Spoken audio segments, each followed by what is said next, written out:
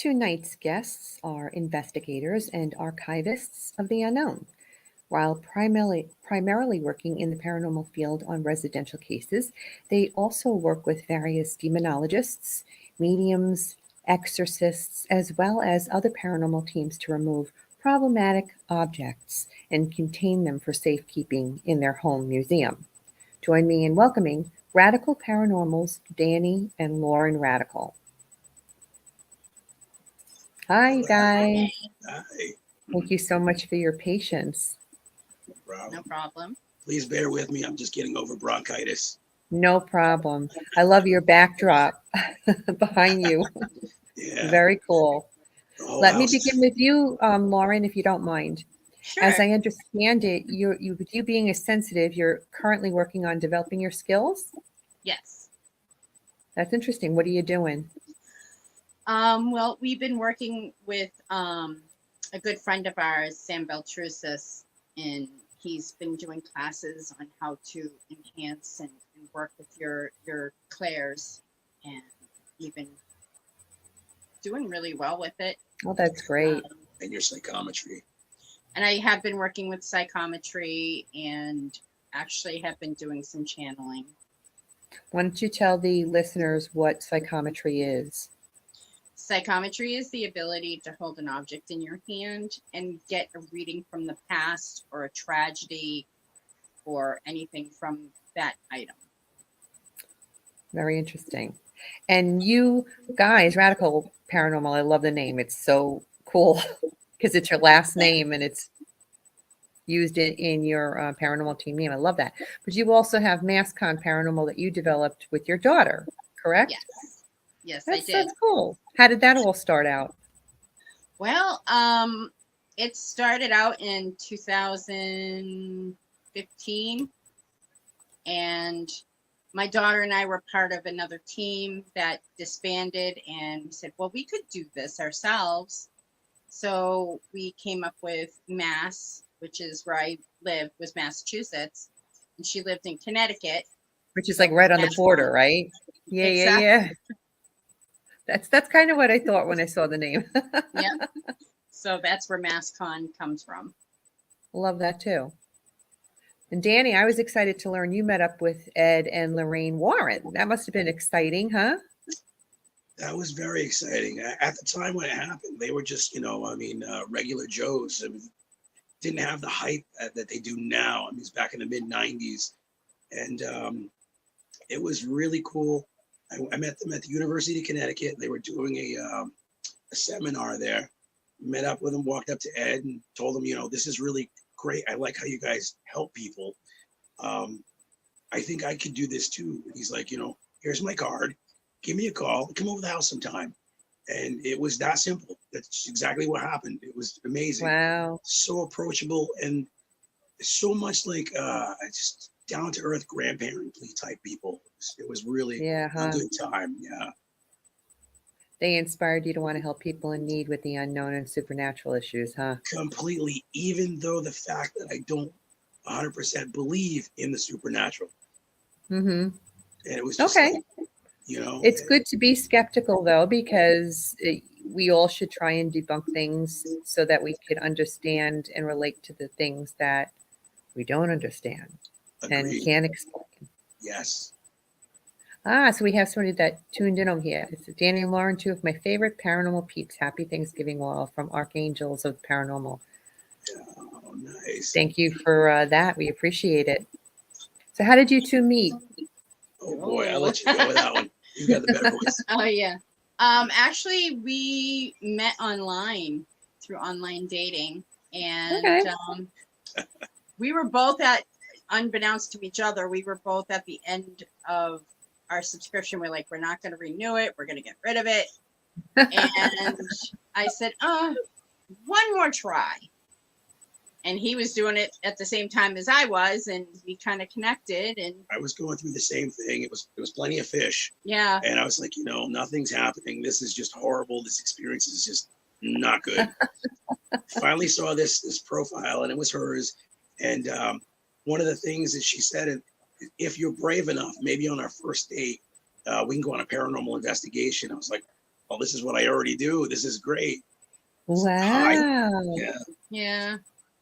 That's great. I give you guys a lot of credit. I am so not into that whole thing and don't ever wish to have to be there. I'm happily married for 32 years, so that world is unbeknownst to me, you know. So it's kind of like, Yeah. oh, you have a funny story about your wedding, though. You started to tell me at one point. Go Please ahead. do share. Okay. Oh, actually, go ahead. This was in the very, very, very beginning of COVID. Um, Go ahead, Lauren. I'm sorry. I need a drink. Well, Danny and I have had conversations, heated conversations that he would never go and get married again. Yeah. And well, one day we were sitting at the kitchen table, and it was at the beginning of COVID. They were actually at this point in time, they were showing footage from Italy where people were like dying on the streets and this big pandemic was coming. And we both work in healthcare.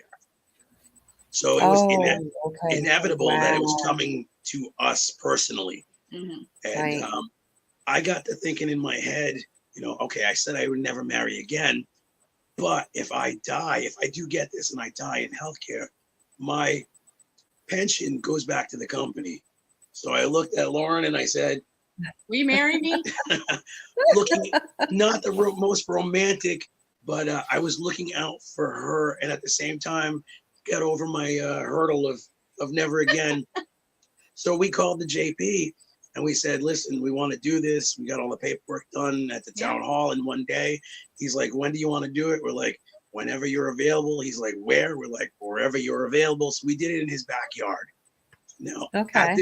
this point with COVID, you could only have groups of like four Four or five. five. Now, tops. That was the allowance then. Mm-hmm. And now with the two of us in the JP, that already made three. So we packed up in our hearse.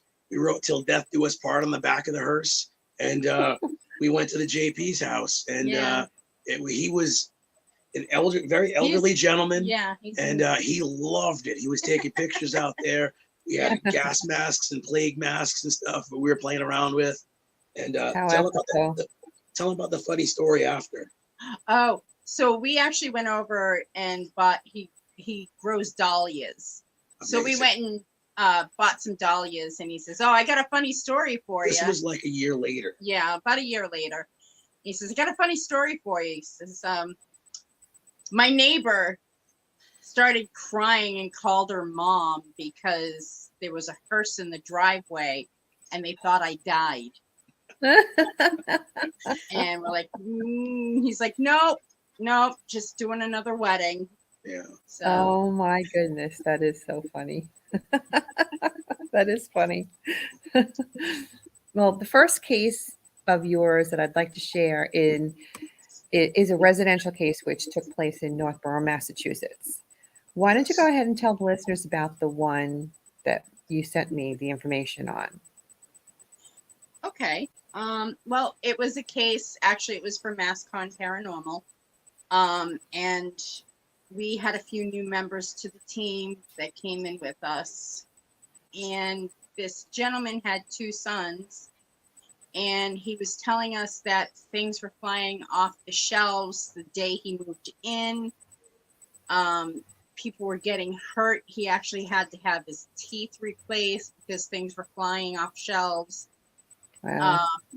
And we actually found out that there was a murder in the house.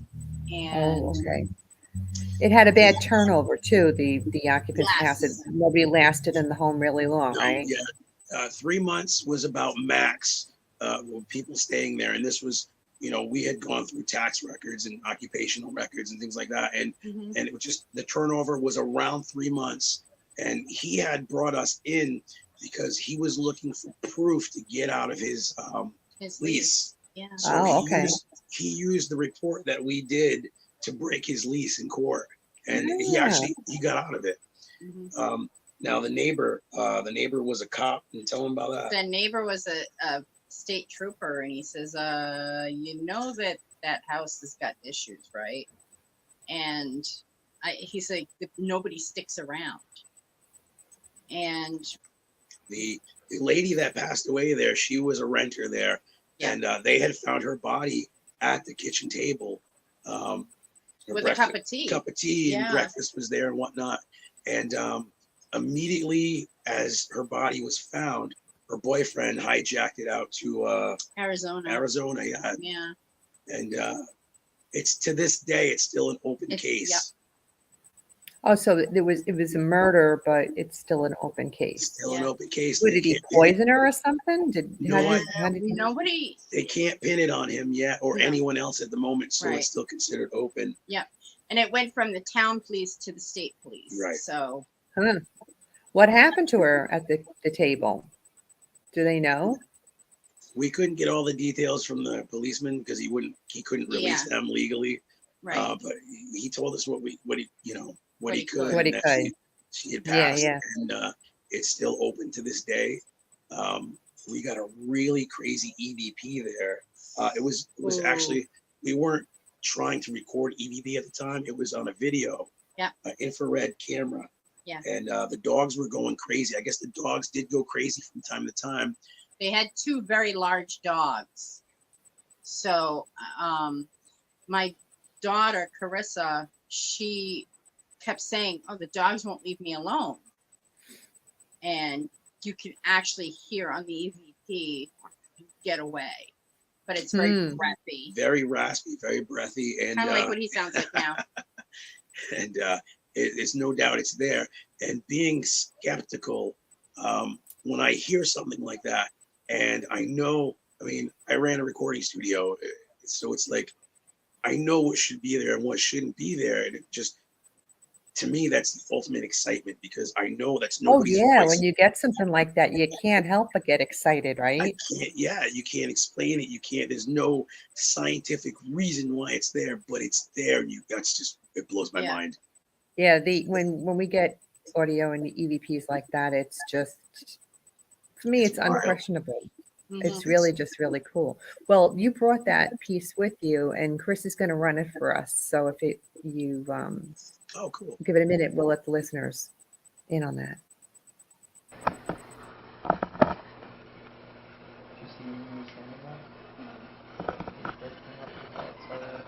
All right, we're going to head to that back bedroom right now.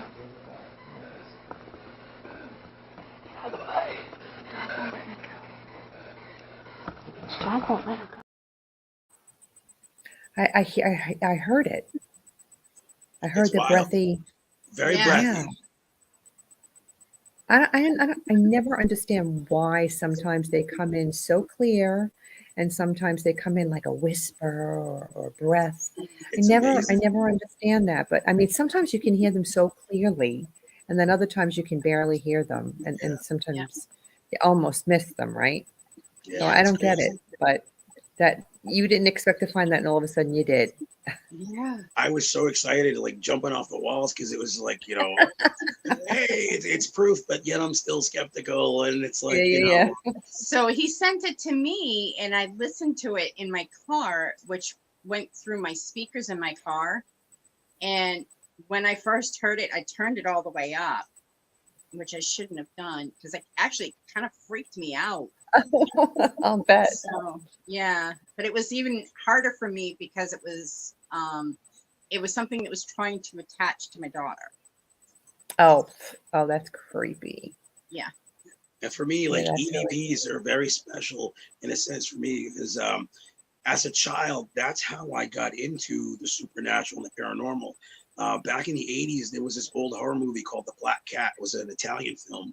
Was this elderly gentleman in the movie. He would take an old reel-to-reel recorder and bring it to graveyards, and there would be voices on that tape after that weren't there. So as a child, I grabbed my Radio Shack tape recorder, and I went to graveyards and did the same thing. And there were things on there that I couldn't explain. So it's like EVPs. I love them. It's crazy. Yeah, everybody says you get the best EVPs in cemeteries because it just goes random, Yeah. Oh yeah, I love doing that too. Well, you guys were on a case that involved an object removal. What was the location of that one? Was it a private residence too with Yeah, the African thingy? the It was. the Inkisi and Condi, that was a private residence in Massachusetts as well. Yeah, that was actually, we didn't get called to pick up that particular piece. We got called to pick up a couple Ouija boards. So upon doing that, that's when we were approached and was like, do you think you guys could take that too? And it was like, yeah, sure. Do you have a And backstory on it? did they say why and what the backstory is? Yeah. Yeah, well, that was the thing. It's like, you know, you have a backstory on it because I know this is, it's Congolese. It's from the African Congo, and they told me what they knew is that it was a revenge thing, and they said it was responsible for 2 deaths. Well, Nkisi means vessel, and Nkandi means hunter. So it's basically a spiritual hunter. They're made looking, that's for sure. It definitely is creepy. It's made for revenge. There's a bunch of nails and knots, ropes, and metal shards that stick out of it. And each one has an intention, and it's not for good. It's for, say like someone stole your crops or stole a cow or wronged your family in the village. This is what you would do for revenge. And supposedly it would become a hunter for you for that revenge. And why did they have this thing?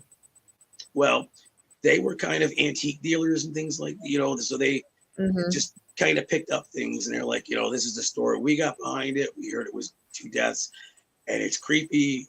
No one likes it. No one will touch it. It just kind of been sitting under that, it was like a blanket or whatever, for years now. And I had gone on this pickup. It was just me and my brother. My brother has nothing to do with the paranormal. He's actually a worse skeptic than you are. Where I'm the type of person that believes that anything is possible, just not probable. He's of the line of it's all BS, science, which is fine. But so he's like, no. So I have the Ouija boards in my hand, and he grabs this, and it's in the crate that it's in. The basket's in the crate, and he's walking with it.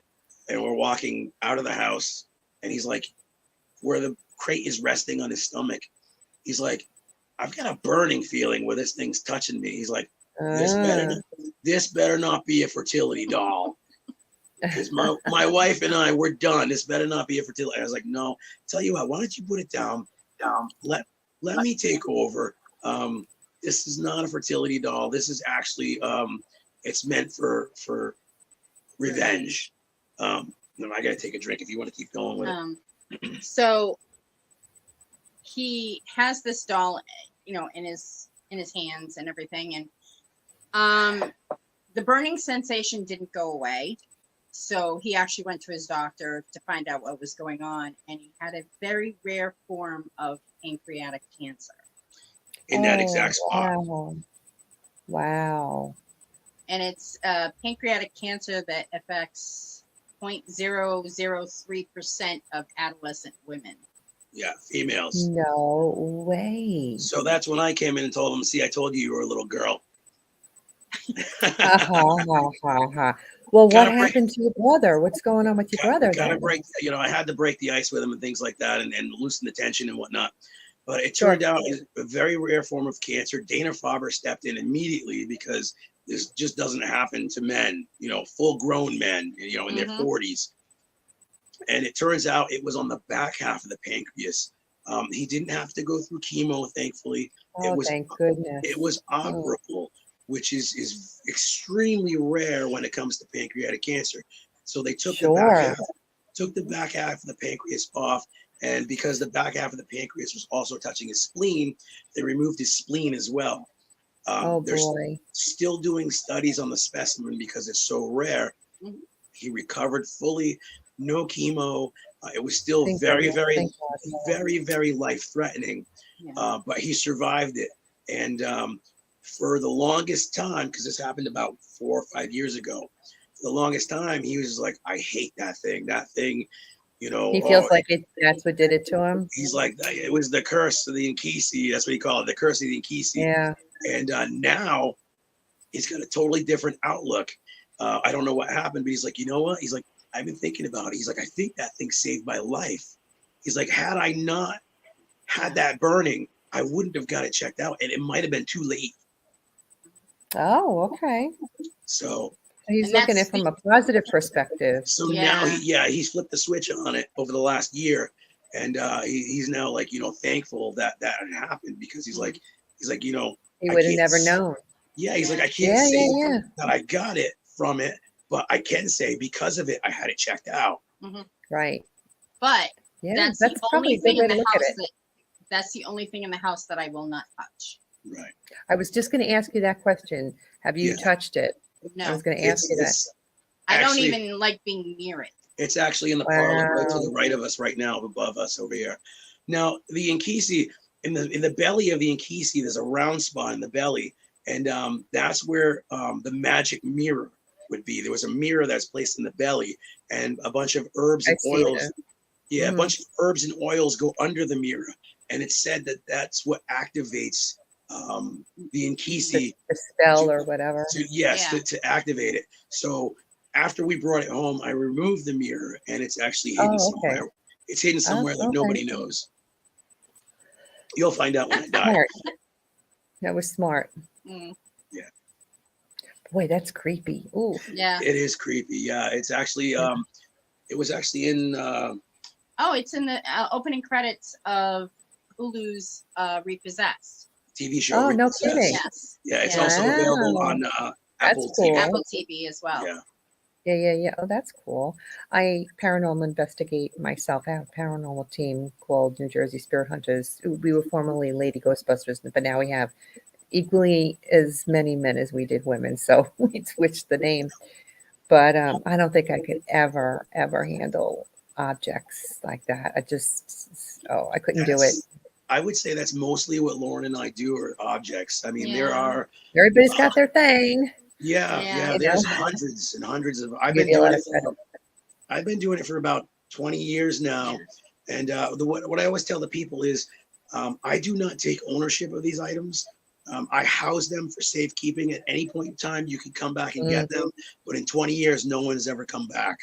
I don't think I would either. I asked you to take something away. It's got a reason for me to make you take it away. And Oh, what my we're goodness. doing now is we're gonna put together a paranormal research lab on our property, where we're gonna study these items and try to get a baseline with various different things to get some scientific and evidence Yeah. on the supernatural. Clever. Well, good luck with that. Thanks. You seem to do mostly residential investigations, huh? As opposed to, Yeah. That's kind of the same with me too, because I write books about true count hauntings. And so people that follow me end up reaching out to me via email or Facebook, however they can get me, to say, we have a haunted house or a business. Would you bring your paranormal team in just to see if we can connect and find out who it is? And that's how I end up getting investigations. I mean, I do go to places that are popular too, just to be able to experience those places like the asylums and jails and stuff like that. But primarily we go to residences because we want to be able to help those people.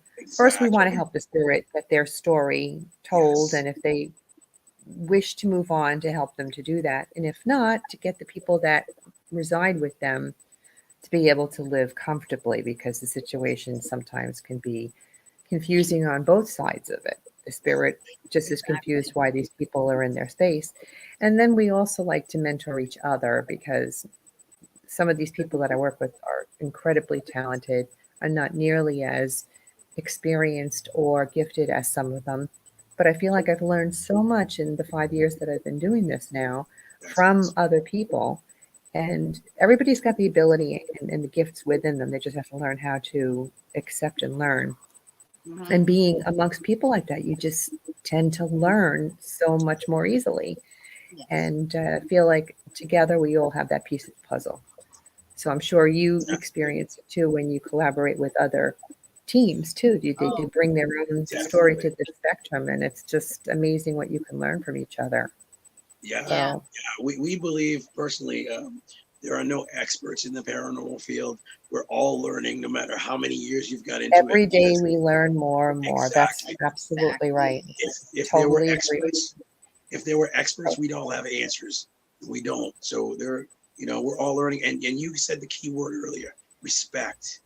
Yes. That's we really yeah, we push forward on the respect. Yep. Respect for who you're investigating with, respect for what's on the other side that you're investigating, and the facility you're at. Yeah. Very, Mhm. very important. And for us, we do the pay to play. We call them pay to plays, the asylums and things like that too on occasion. Um, More for fun and honing our abilities and talking with other people as well and learning theirs. Mhm.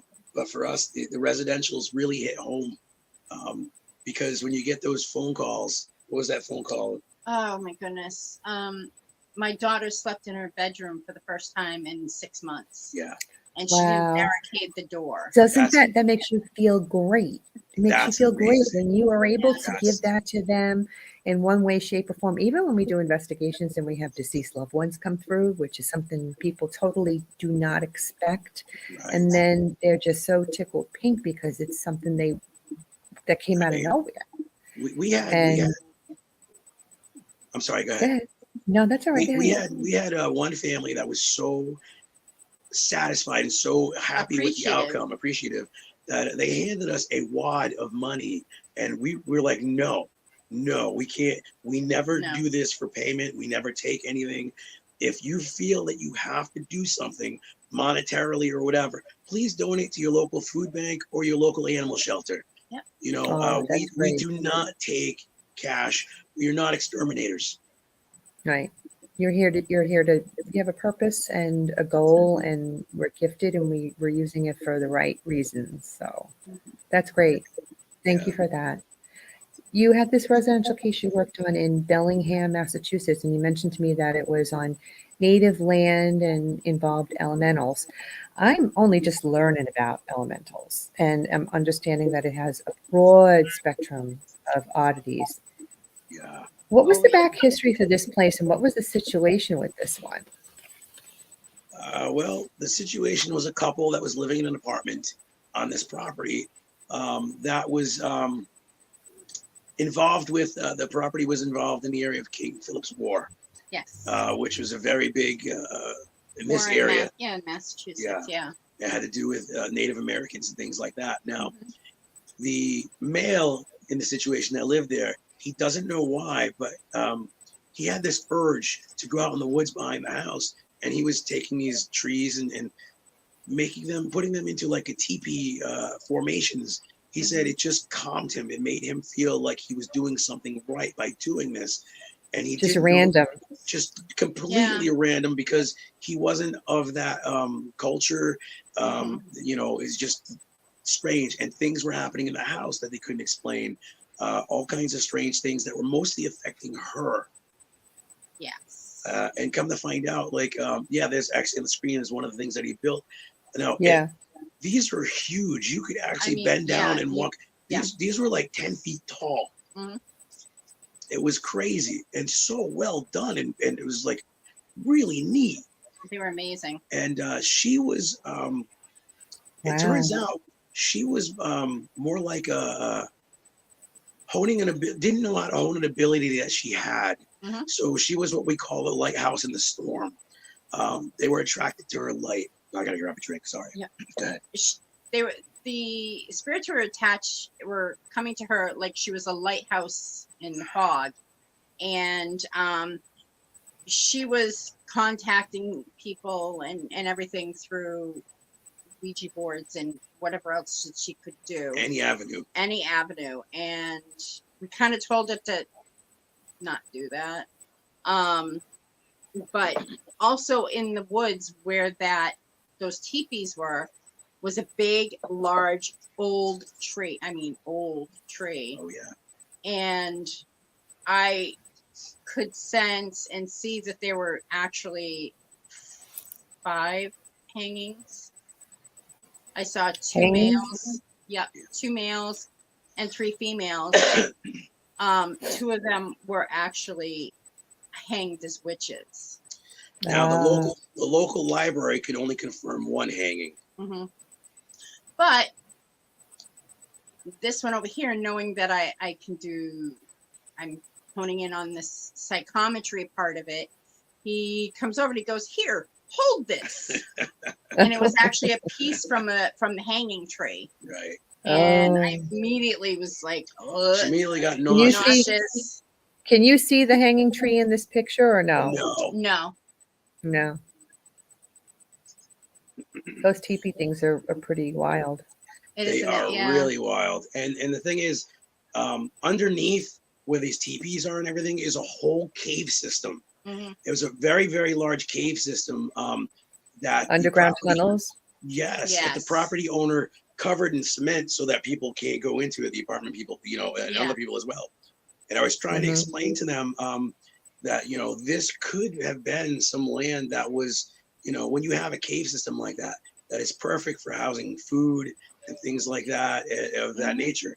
This may have been one of the places that they resided on during their migrations or whatever during the years. And, there were a lot of mounds out behind this area throughout the forest. And the mounds are also known for possible Indian burial areas. We didn't touch any of them or anything like that or whatnot, but we're just like, making them aware that this could be of that nature. And, we had them, to make a journal, anytime something happened, if you feel like you need to take a picture, all that kind of thing. And you should never be surprised what might pop on the picture when you take it if you're drawn to take it. Exactly. But we did tell the male in this situation to stop digging. Yeah, he was actually digging for a little while in that area. Looking into trying to get into the cave system, and we're like, just, they don't want you leave to it alone. It might be like it could be something else. Sacrilegious if he is trying to do that. Yes. Well, you guys brought a picture with you. You brought a picture with you. Was that the picture? That was a picture that she had taken. She had taken this picture there, and it wasn't. She's like, look, I took a couple pictures. This is the only picture that it was in. I didn't see it with my own eyes, but I saw it on the photo. And immediately I was like, oh my gosh, it's an elemental. It's one of the things that it immediately brought into me was Pukwudgie. Look at that. Wow. Now that is up against the wall behind the bed and next to a lamp. And when she showed me that, I was just like, okay, let's go. So we went up there, we looked around, we searched everything, and it was just like, and she said something about, before this picture was taken, something with beady eyes. And she's like, it's small, it's beady eyes, and it keeps coming to me. And then when she took the picture, it was like, there it is. Wow. There may be something attached to this property of elemental, and you may have actually taken a picture of it. I can't say for sure, but Well, the other thing is too is that I kind of wanted to find out if we were actually within the boundaries of the Bridgewater Triangle as well, because Pukwudgies were known in that area.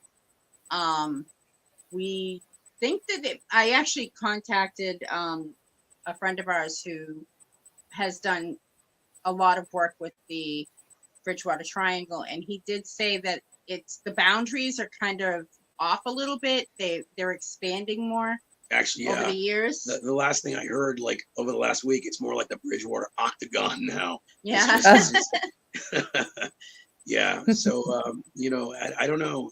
It's pretty wild. We advised her to avoid making the contacts that she was trying to do, and maybe she definitely needs to take up some type of schooling with someone that's trusted to hone her abilities, because she is that lighthouse, and if she hones those skills, then maybe she'll know how to control them and not have problems that they were having. Exactly. Right. Yeah. Some people mess around with stuff that they really shouldn't be messing Mhm. Yeah, around with. you They know, have no and that idea was the thing. problems. Could be just to the point where she didn't understand what she had available to her Right. in her abilities. Yeah. And there was a We few just gotta, deaths in the house as well. Yeah. And we were actually able to um send one of the spirits that were upstairs in the bedroom up Oh, I forgot on about into the Yes. light. Yes. into Oh, the that's light. good. So That's good when you can do that. It really is. We just did well, we didn't do the case. It was somebody that I was doing a book signing, and this woman had said, "Oh, I want you guys to come and do an investigation at my home. We have things going on." So we book a date, and we're nearing the date, and all of a sudden she randomly cancels on me, which happens. People have second thoughts, and they change their mind, or they get nervous. Whatever happens, a lot with that. And a couple weeks ago, I got a message from her out of the blue saying the shit hit the fan, literally. And then she's pretty much telling me about, stuff that she was kind of messing with to try and control it herself. Now, I mean, there are things that you can do that are safe ways of trying to sage or that sort of thing. But, when you take it a step further and you start doing things with Ouija boards and you really don't know what you're doing, she caused such havoc by trying to control it herself that they had to leave the home and were living in a hotel, and they were following her. Whatever was in the house was following her, and they couldn't get. So that's definitely out of my control, and started referring her to people that are more experienced with things like that, because I don't know how to handle something like that, and I certainly wouldn't want to take it on because I wouldn't be able to help them where they need help.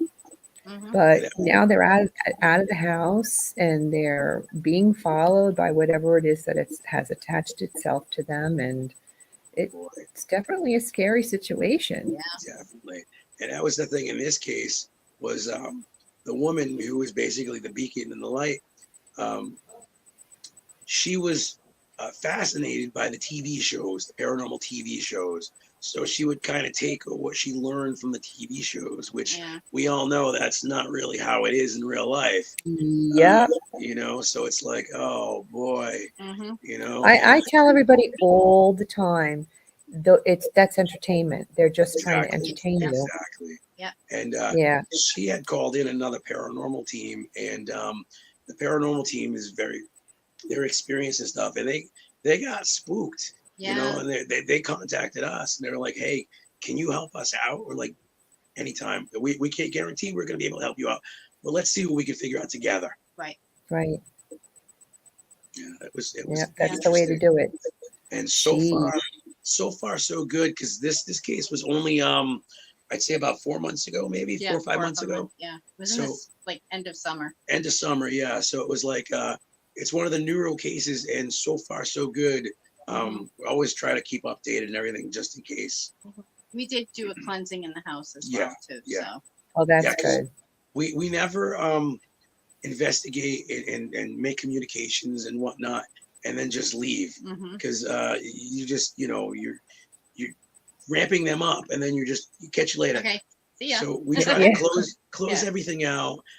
Bless the house, bless the people that are there. Thank them too. We Yes, always say thank you for sharing your time. Well, one of the other things that Danny does, I help out, but Danny, if we know that there's Native American ties, Danny does have a peace pipe from a tribe that he studied with, and we use the peace pipe and give an offering of tobacco and stuff like that. Oh, that's great. To the land and to the. So we did a whole thing together with everyone that night, right by the teepees that he was coerced to make through his mind. And so we made an offering there of tobacco to the elders and the corners and things like that and whatnot. And you could see the release in his mind it was just, he felt so relaxed after. Was it psychosomatic? I can't say, but all I know is the effect worked. Exactly. Great idea. So, who wants to talk about the story surrounding the object removal of the fork taken from the Jeffrey Dahmer apartment? Oh my God. Well, Oh, and they have oh, it. there's a Okay. picture of it. Yes. Well, we all knew who Jeffrey Dahmer is worldwide. Uh-huh. Well, back when this happened, the police went into his apartment. When they realized what was going on in the apartment, being cannibalism, that's when they realized, okay, well, all the cutlery now is crime scene evidence. It cannot be destroyed. It needs to be put, we've got a long case going on here. So it was in such done so. Mhm. And it was in police evidence lockup until a year and a half ago. Sorry, I got to take a drink. Yeah, when Jeffrey's father Lionel took all the items, and unfortunately, Lionel didn't want anything to do with anything having to do with Jeffrey anymore. Yeah. So he actually was in contact with one of the largest murderabilia collectors. There are these collectors of these kinds of things called murderabilia. It's, you had Beatlemania. Well, you also have murderabilia. So one of the world's biggest murderabilia collectors stepped in after all the stuff was released to Lionel. And Lionel said, listen, I don't want anything to do with all this stuff. So he came in and he purchased it all. Just Jeff's ashes, everything. And, knew what we were doing and said, hey, this would be great to study psychometry with. And we're like, yeah, it would. Yeah, it definitely would be. So it's one of our prize pieces to study and get a baseline on psychometry. The pattern, the pattern of the silverware is still available at certain places. So my plan is to purchase some of them and do a blind test with. That's smart. And as well, I didn't tell you about that. I know. Well, I wanted to get the silverware so I could freak my kids out, but wait a minute, is that Jeffrey's fork? Scientifically, to get a baseline, and this is going to take years to do with various different people who may be willing or to do this. We didn't have a case for it when we first got it, and we did a couple seminars where we were talking about it, and we didn't realize that Lauren had the skills that she had in psychometry at the time. No. Go ahead, Lauren. And the last time that I actually held the fork in my hand, I almost hit the floor and threw up at the same time.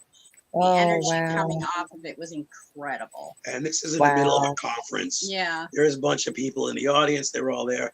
And I could see that she wasn't looking quite right. It was like, why don't you come back here, and so she brought it back.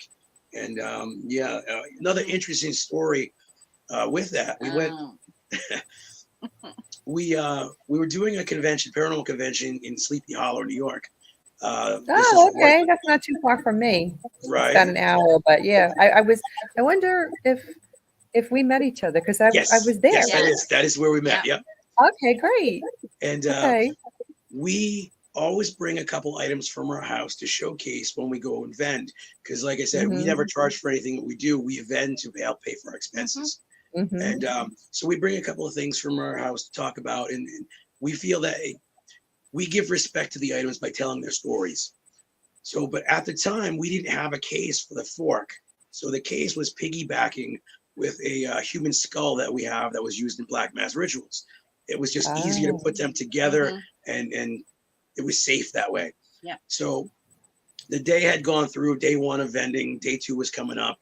We were in the hotel room. We always bring our stuff up back to the hotel room with us. And it was 2:00 in the morning. Excuse me. We had Chinese food, but we had no silverware. You can see where this is going. Yeah. I'm sitting at the desk. I'm looking at, I've got the fork and the skull in front of me in the same case. I've got the Chinese food, and she's over on the bed, and she's looking at me going, a big old. Don't you dare.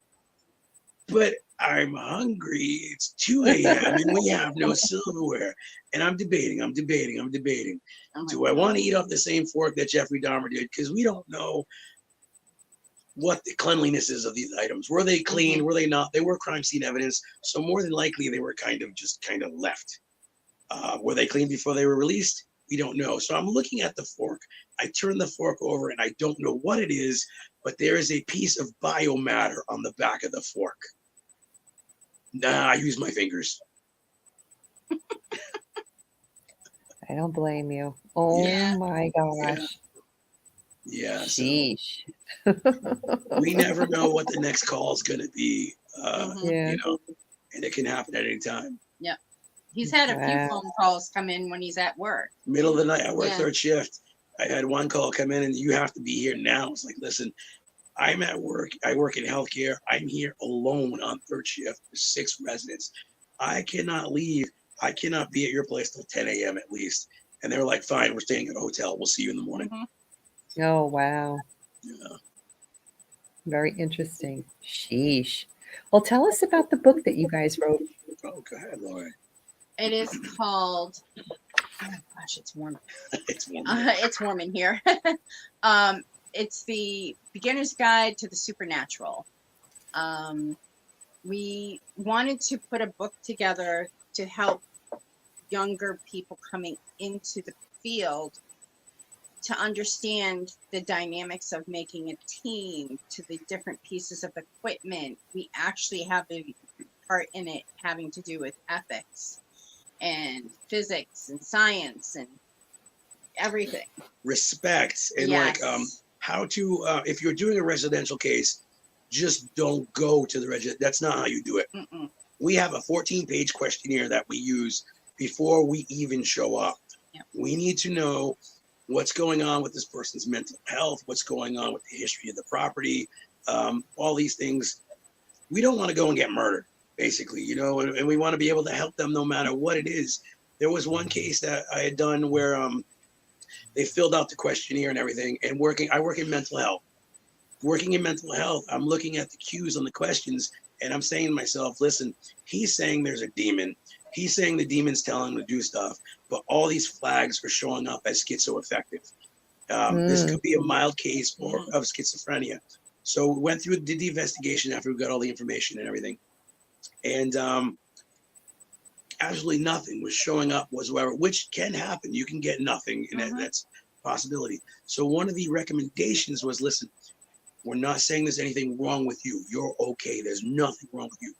But next time you go to your doctor, mention schizoaffective dysphoria.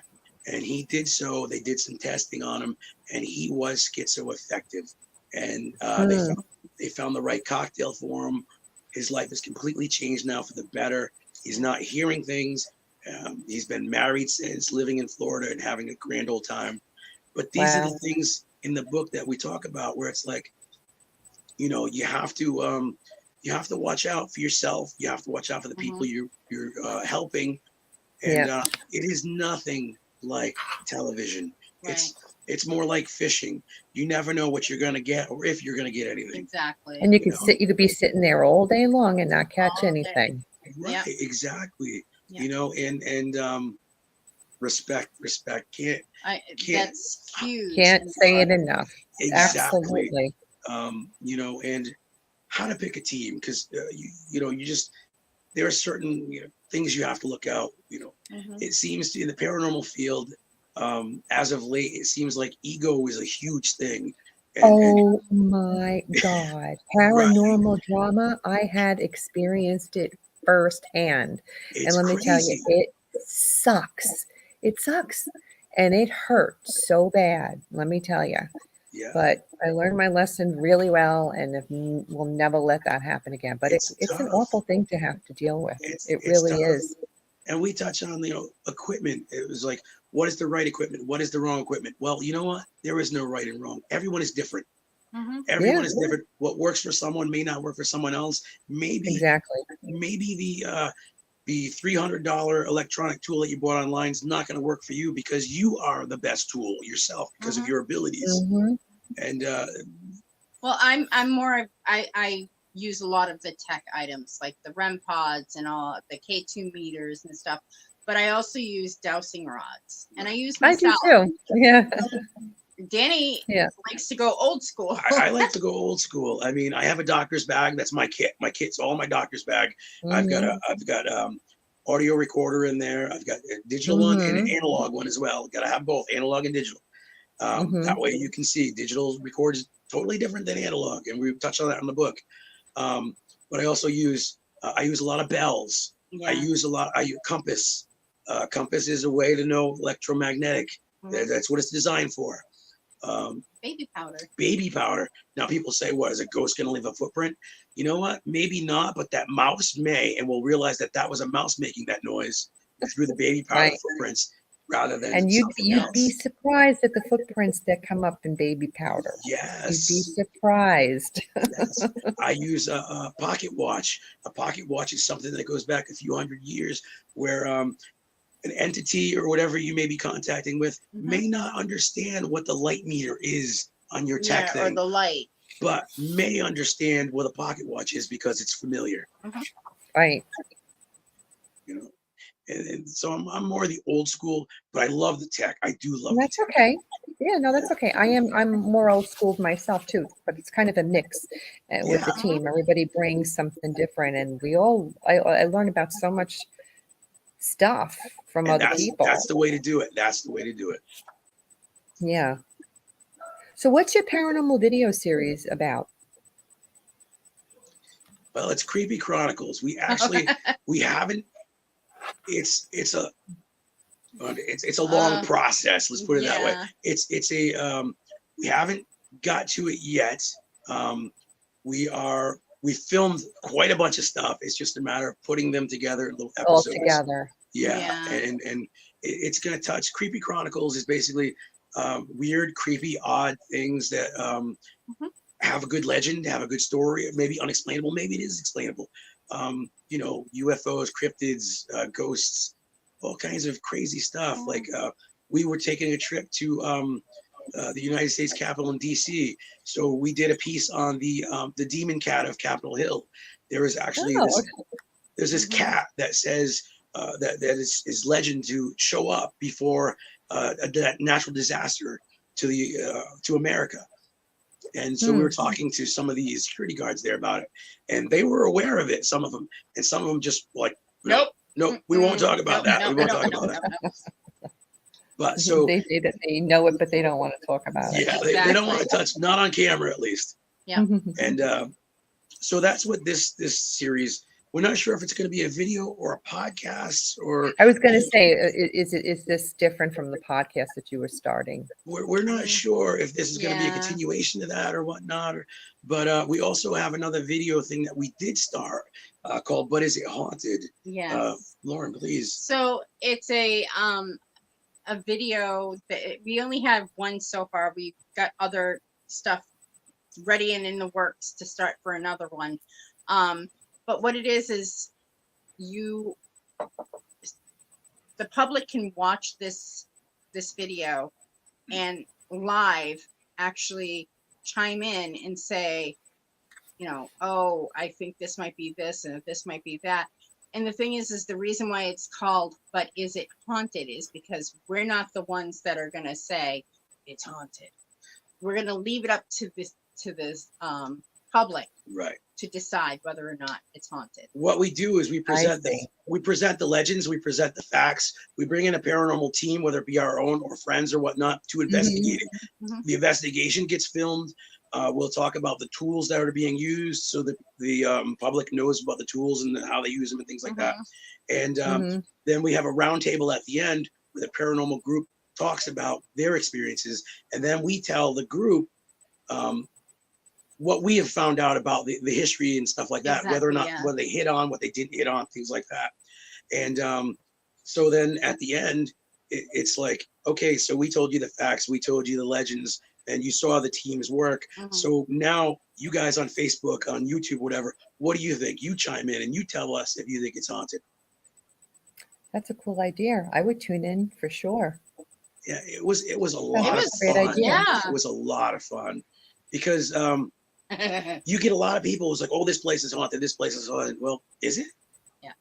Let's find out. But the fun part about it for us was that where we actually did the investigation is where we did the premiere of the investigation. The episode one, Yes. the episode one, we did a premiere at a theater, which it was a bar and theater, which was where we had filmed it, but we didn't tell the people that were attending the show that we filmed it there. So as they're watching, as it's starting, they're seeing things.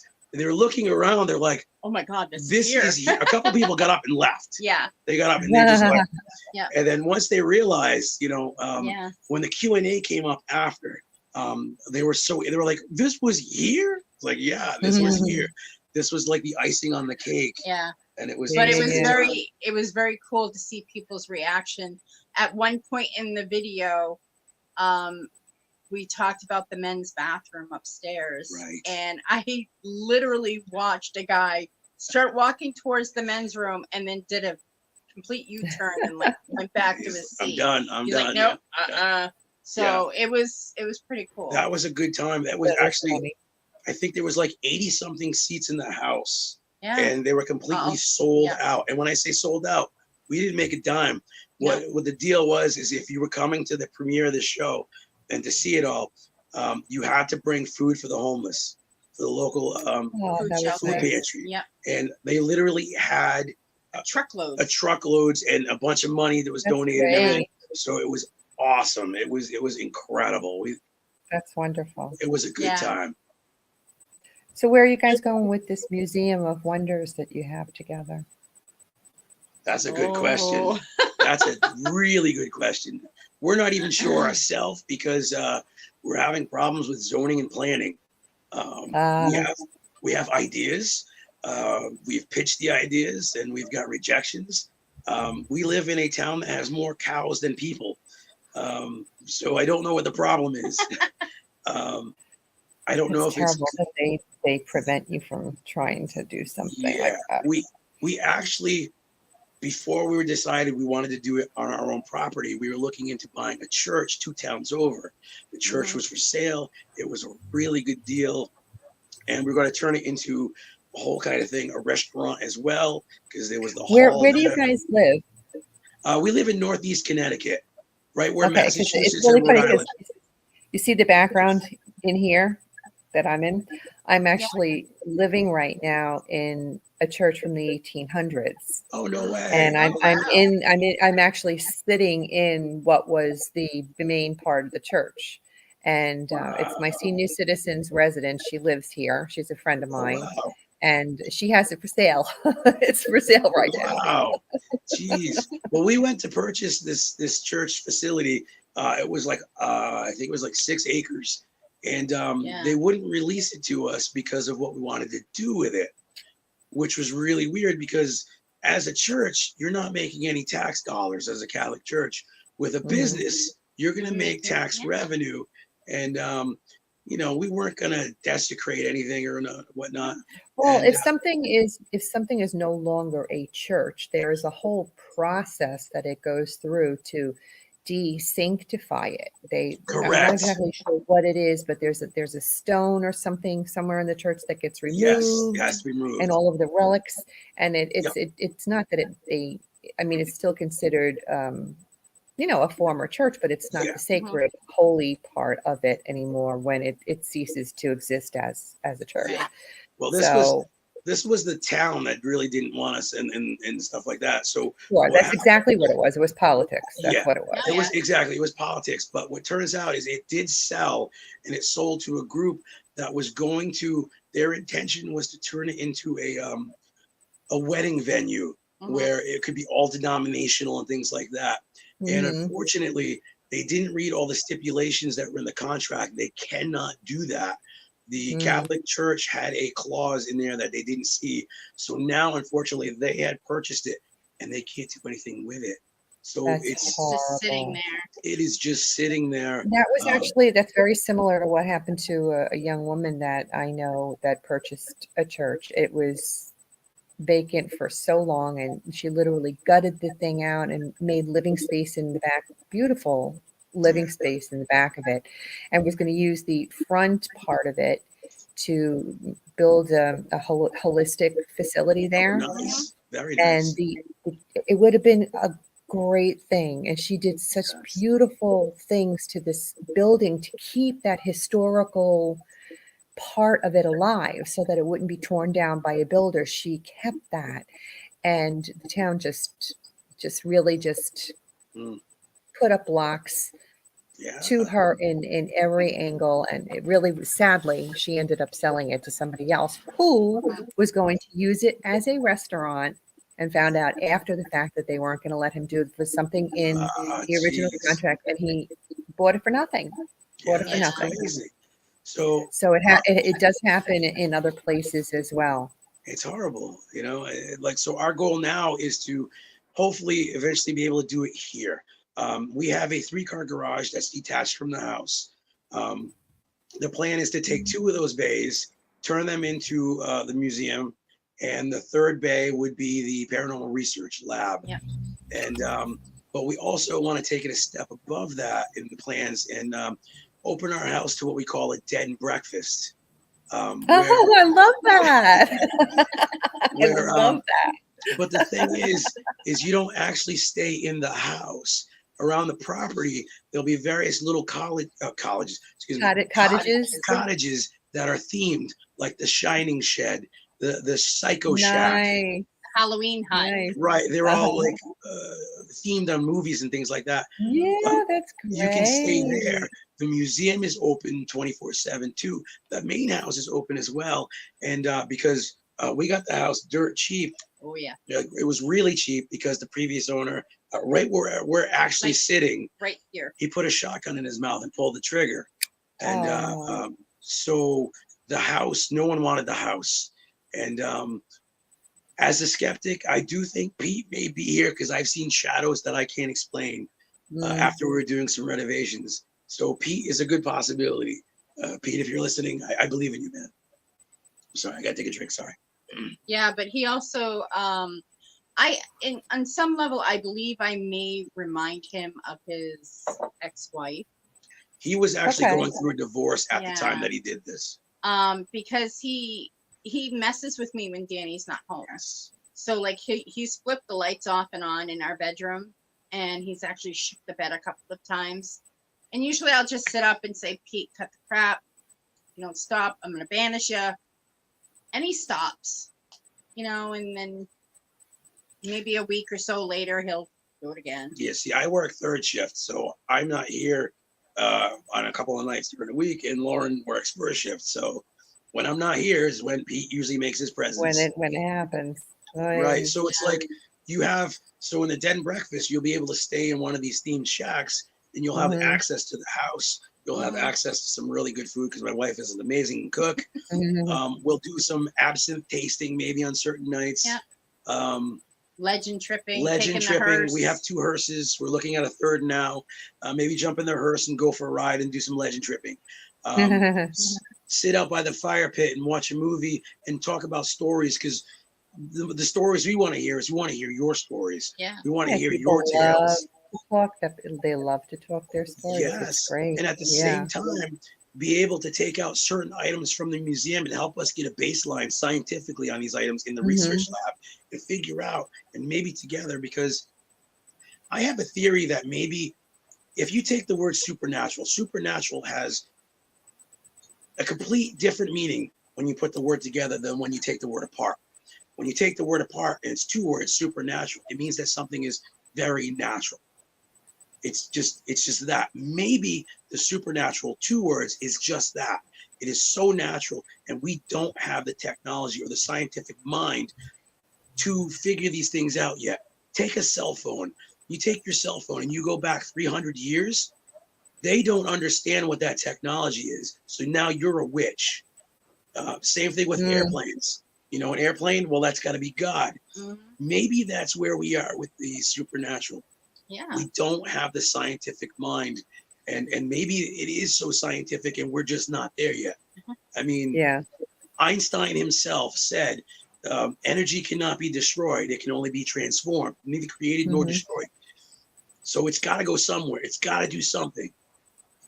And that's where the laboratory comes in. I don't know. It's crazy. Makes sense. We'll get answers someday. Someday. Someday. We're learning. We're learning every day, right? Yes. Yes. So tell the listeners how they can find you guys. You can go on to www.theradicals.org. If you need help, you can go to helpme@theradicals.org. Right. Now, the website, theradicalswithak.org, will take you to everything we do. Phone calls, everything we do, all different kinds of things, different ways to including your contact barbecue us. sauce. You've checked it out. Yes. Yes. We do a lot of different things, and there's a lot of different ways to contact us. And if you need help, even if you're a paranormal team and you have a question or whatnot, we may not have the answers, but we may know someone who can point you in the right direction. Contact us 24/7. It doesn't matter what time, what day it is. Call us, message us, whatever. We are here to help or find help or however. Yeah. Wonderful. Radicals.org. Thank you so much. It was such a pleasure getting to know you guys. Same here. Thank you so much for joining me tonight. I appreciate it. Thank you. Thank you for having us. I'd love to have you back on again someday so we can talk Anytime. more about these objects as you get them. Sure. Thanks, guys. And if you like listening to this week's episode and you're into all things paranormal, check out my other show, Eleanor Wagner's Strange and Scary World podcast out of the Paranormal UK radio network, which is available wherever you get your podcasts. You can watch and listen to the uncut version directly through my Eleanor Wagner YouTube channel. If any of you are interested in reading any of my books, you can find them on Amazon, but you can get signed copies directly through me at authoreleanorwagner@gmail.com. I write about the history of the town and location, add the paranormal story to the mix, and finish it all off with photos and evidence. And I'm excited to share that I now have t-shirts available from both my Creepin It Reel podcast and Strange and Scary World podcast. Anyone interested in getting one can email me at authoreleanorwagner@gmail.com. Lastly, I'd like to let you know you can tune in on Thursday, December 7th at 8 p.m. Eastern Standard Time when the ladies from Elite Vixen Paranormal join me for some ghostly gab. In the meantime, thank you for tuning in tonight and have a good night. I hope you've enjoyed this little journey down my own personal nightmare alley. If you're one of those people who experiences the paranormal and has stories of your own you've been filing away over the years, I want to hear about them. And if you're a part of a paranormal investigative team, even better. I'd love to have you on my show. Got a questionable photo? Send it in. Would love to have an open discussion here amongst the professionals. Reach out to me at authoreleanorwagner@gmail.com. Enjoy our soundtrack music, Headless Horseman by Alexander Nakarada, promoted by freestockmusic.com. And remember, no ghost story is better than a real-life ghost story. Until we meet again, make sure you're creeping it real.